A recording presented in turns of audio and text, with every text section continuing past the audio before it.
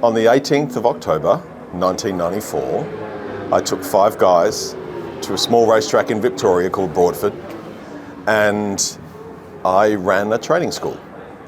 And then that was fun. We really enjoyed that. Ride days weren't really a thing. No one was doing them back then. The only way you got on a racetrack was if you were a racer. Yet I'd just finished racing not that long before, and I still loved the racetrack but didn't want to compete anymore. And so I thought, there was this vibe of trying to get people to go to racetracks, and so I joined in on it. So that means that the 18th of October 2024 is 30 years since we started running events. Back then, no ambulance, no flag marshals, no catering. You could wear jeans on the track. The levels of safety were just not present at all. Whereas today, what we've got is a really well-oiled machine. Obviously the world's changed in 30 years, so the environment had to grow and to change with safety procedures. So now we've got much safer racetracks. We've got all the right equipment. So, we created an environment which allowed us to progressively build on and build on and build on and evolve. So now we run between Sydney Motorsport Park and Phillip Island, we run something like 75 to 80 events a year. We have around 8,500 customers per year. We have a fleet of BMW S1000RR motorcycles. We have Alpine Stars leathers. I've probably got around 60 or 70 suits. So we grew all of these things. When I first started, you didn't even have to run flag marshals. We were actually the first organisation to demand flag marshals. We were the first organisation to demand leather, which is why we got the hire suits, because we realised not everyone's going to have leathers. So the scrutineering processes. I was travelling overseas a lot, and I was seeing a lot of other stuff that was happening in America and throughout the world, and I brought all of that back. So we were the first ones to have a tyre service at these sort of days. So, we've been at the forefront of this for at least 28 of our last 30 years. Some people think I'm crazy for doing this for 30 years, and people ask me, do I ever get sick of it or do I get tired of it? And the answer is no, because I love it. I love the environment. I love being at the track. I love the sound of motorbikes, and seeing all the great opportunities we've given people. I mean, we've got first timers here today that are just absolutely buzzing with the adrenaline. So I've never ever grown tired of it. I never grown tired of improving what we do. So we constantly discuss how things can be better. How can we make it more enjoyable for people? The tracking system that we use to make sure that riders are in the right group. It's a fairly simple thing. Costs a lot of money to set up, but a fairly simple thing. And that way we make sure that every single time a rider comes to the track, they're in a group that's appropriate for them.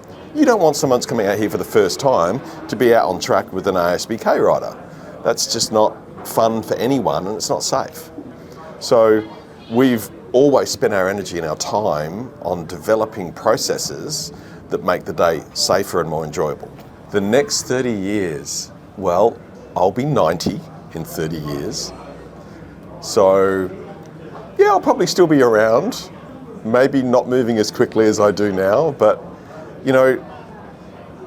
I've had many opportunities to go into different areas and many people trying to convince me that I should be doing something else, but I just keep coming back to this, so I can't really see me changing or slowing down anytime soon. I'm a pretty young 60-year-old, so I think he'll be around for a bit longer. Well, the future, no one knows what's going to happen in the future. One of the things we're constantly doing is improving processes to make things function at a higher level, because that's what's expected. It's a different world than what we had 30 years ago, and that means that we need to grow with it or else we get left behind. So we're right now are developing some processes that will allow all sorts of development in the future. Electric bikes obviously are a thing in the future, but there's some inherent difficulties with them right now. So at the moment we can't actually allow electric bikes because should there be an incident, we have no way of controlling the fallout from that. So at the moment we can't have them, but again, we're constantly reviewing and keeping up to date with what's happening around the world. And then as soon as those procedures become available or the safety measures are improved, then we'll welcome any motorcycle and any rider.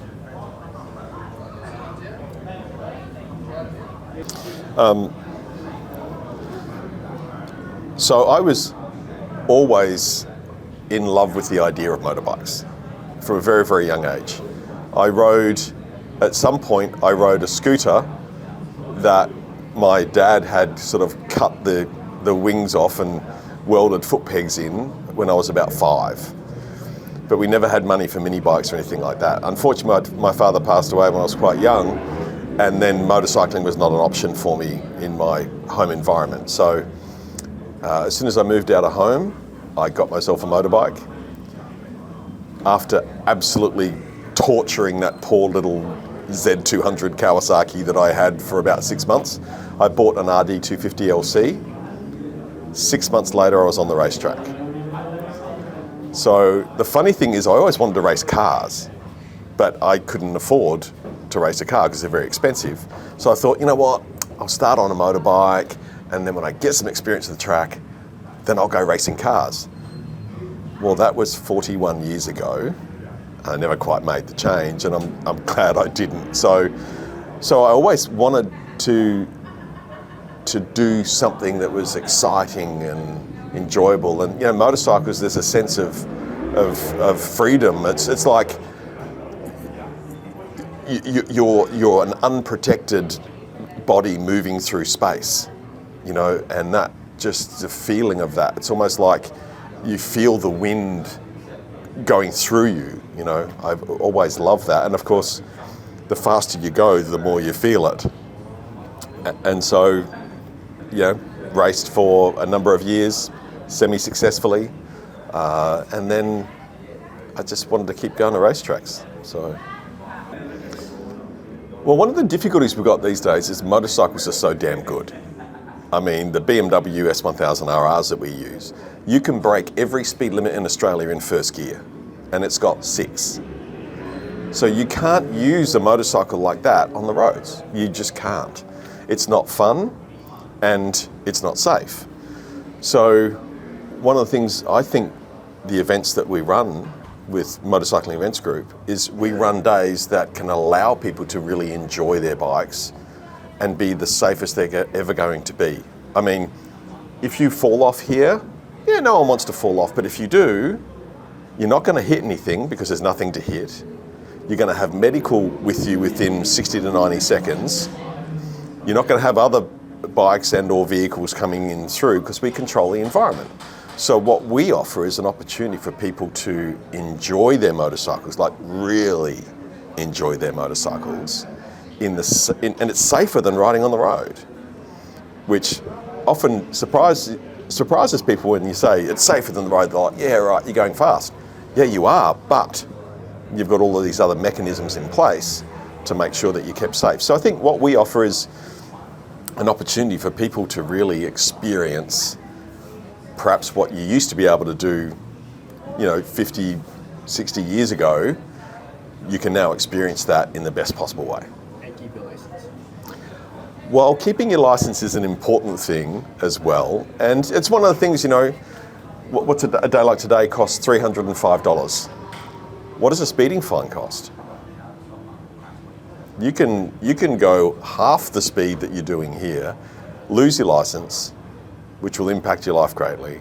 It'll cost you about the same amount of money. And depending on what sort of speed, they could even crush your motorcycle. So yeah, I think this is a pretty good investment. One of our key focuses with our events is that we are constantly evolving the way that they function. And that's the way we've stayed on top of the game for as long as we have. And to say that we're an industry leader or the industry leader, that's not a boast. That's not something that we puff our chests out and, we say without really considering it. But we are at the forefront of the industry, have been for a long time, because we're constantly evolving. Every single day that we run, every single little thing that we do is evaluated And if it can be improved, it's improved. And we just keep building and building and building. And after 30 years, I'm finding we're making more changes, more often, more progression than we ever have in the history of the business. You know, a lot of people think if you're going to a racetrack, you have to be like an expert rider or something. And yeah, sure, we get expert riders out here. I mean, today we've got ASBK champions out here riding in the fast group. But we've also got people, one fellow I was speaking to earlier, he's been riding for about 6 months. He's done about 3,000 kilometres on his motorcycle. So, you know, he's out here and he's loving it. Was he nervous before his first session? You bet he was nervous. But that's why we have a first timers program. We're there to help people become comfortable. So we get every walk of rider, every style of rider, people that are brand new, people that have just got their license, through to people who've been doing it, well, for 40 plus years. We get every type of motorcycle. Sure, some aren't quite suited to the track that we can't allow, but we do get, you know, various versions of Harleys right the way through to fully prepped race bikes. So there is a possibility for everyone on the day. You just need to select the right group, the right area, and then we provide the rest. So one of the key features that we created was a thing called we call the tracking system.